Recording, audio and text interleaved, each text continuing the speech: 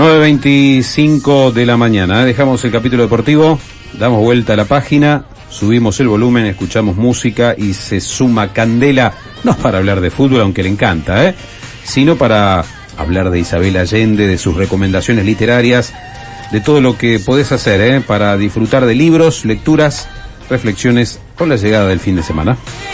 Bueno, como dijiste bien, sí. ¿Dije bien? Dijiste bien, sí, que vamos a hablar de Isabel Allende, que es una autora bastante controversial para hablar porque parece que no hay intermedios con Isabel Allende. Hay gente que la ama porque ha leído sus libros y se atrapó mucho y va leyendo cada novela que saca, y hay mucha gente que la odia porque dice que no es buena escritora. Así que vamos a hablar un poquito de las dos cosas, de por qué se argumenta para un lado y por qué se argumenta para el otro. El libro más conocido de ella es La Casa de los Espíritus, que también hay una película muy conocida que actúa Meryl Streep, Winona Ryder, hay actores muy conocidos, Antonio Banderas. Sí, la película salió en 1993, así que eso fue también algo que llevó al éxito la novela, que ya había sido un bestseller, pero a partir de la película mucha gente la conoció. Fue la primera novela que ella escribió y a partir de esa novela, todas las que fue publicando tuvieron muchísimas ventas, y fue una escritora que, si bien no empezó a escribir o no publicó tan de joven, enseguida pudo disfrutar, digamos, del éxito y las ventas y vivir de lo que uno hace, que por ahí no muchos tienen ese lujo. Siempre contamos que hay muchos escritores que quizás se mueren sin saber si lo que escribieron fue bueno o fue malo, como hablábamos de Kafka, por ejemplo, la otra vez.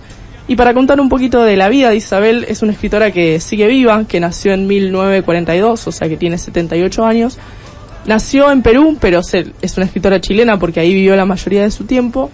Y como tenía primero un papá que era embajador y después otro esposo que tuvo su madre que también era embajador, vivió en muchos lugares, vivió en muchos países y se fue desplazando. Ahora vive en Estados Unidos, hace ya varios años que se radicó ahí y trabaja para una academia de escritura ahí. Ya, bueno, está retirada del trabajo formal, ¿no? Pero sigue participando activamente del mundo literario.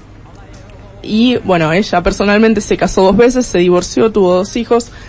Y lo que por ahí se suele mencionar cuando se habla de Isabel Allende es que es sobrina segunda de el presidente Allende de Chile, que fue el presidente que destituyó la junta militar cuando Pinochet tomó el poder, y después estuvieron 16 años gobernando Chile.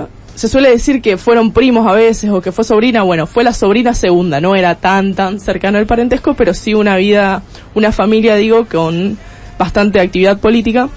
Y bueno, para hablar un poquito más en concreto de La Casa de los Espíritus, es un libro que a mí me habían recomendado mucho, pero como había escuchado tanta crítica en contra de Isabel Allende, me da un poquito cosa agarrarlo. Y cuando lo leí tengo que decir que a mí me encantó, me gustó mucho la trama. Es muy interesante, se parece mucho a 100 años de soledad, y también esa es una crítica que le hacen, como que copió un poco el formato, pero es súper rápido de leer. Es la historia de una familia, arranca con, digamos, Nívea, que es la primera mujer, y es gracioso porque todas tienen nombres parecidos: Clara, Blanca, Alba, que hacen alusión a la blancura.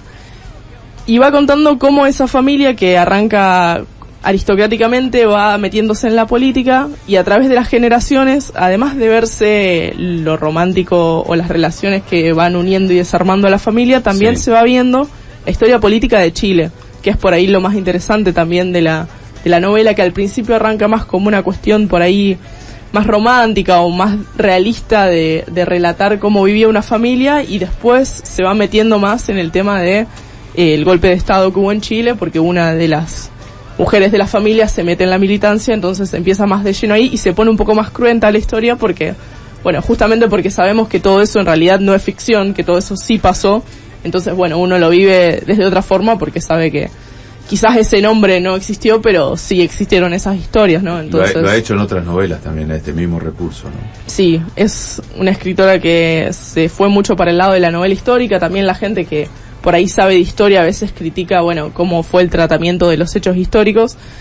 Pero bueno, no todo, yo creo que no todos los libros o todos los escritores tienen el mismo rol o la misma función dentro de la literatura. Yo creo que nadie, por ejemplo, se mete a leer o el primer libro con el que se encuentra es a lo mejor Borges o Cortázar, porque son lecturas por ahí no difíciles, pero que tienen muchos juegos de lenguaje, entonces quizás uno llega después de haber recorrido más camino, después de haber leído más, y para el que quiere engancharse con algo, o el que por ejemplo trabaja en un trabajo donde tiene que pensar mucho durante 8 horas y de repente después quiere relajarse un poco y leer algo que no sea tan denso, bueno, estos libros también sirven porque te cuentan una historia de una forma interesante, un tema interesante como es la parte histórica, sin ir a lo mejor en algo tan complicado en cuanto a cómo está escrito. Entonces, bueno, esa es la crítica que le hacen. Hay escritores que han dicho que es muy mala escritora y otros que dicen que es excelente, así que bueno, hay encuentros en cuanto a las opiniones, ¿no? Isabel Allende. Yo recordaba otra novela de Amor y de Sombra, donde también trabajó Antonio Banderas, porque se hizo película, y Jennifer Connelly, que fueron, digamos, catapultaron a los dos a la fama en Hollywood. Es más, fue la puerta de entrada de Antonio Banderas a Hollywood. Recuerdo esa película que también tiene tinte de la política chilena en años de la dictadura. Además es un apellido significativo políticamente hablando, ¿no? Isabel Allende comparte el apellido con quien fuera presidente y depuesto por el general Pinochet, Salvador Allende, ¿no? Es un apellido de raigambre política literaria. Sí, también ahora hay una mujer en Chile que se llama Isabel Allende, pero que está dedicada completamente a la política. Ahora, Candela es una escritora que también ha abierto su intimidad, ¿no es cierto?, en muchas de sus obras. Tuvo la desgracia de tener una hija que falleció, a la cual hizo un libro relatando lo vivido, que se llama Paula. Sí. Y ahora también sacó otro libro hace poco donde relata anécdotas de su vida. O sea, es muy autobiográfica. Muy autobiográfica, exactamente, ¿no? Sí, por ahí eso también es algo que se le critica.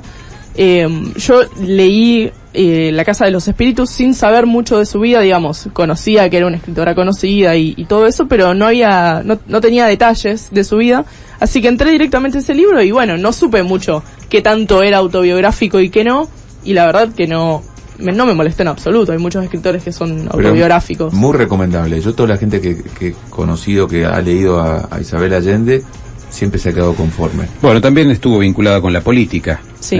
Isabel, creo que fue senadora, si no me equivoco, tuvo un cargo electivo. No tengo ese dato, sí sé que participó de la ONU, en un movimiento que la ONU tenía en Chile, así que... Y eso le valió algunas críticas, por meterse en política, por tener parcialidad en opiniones, lo que suele ocurrir.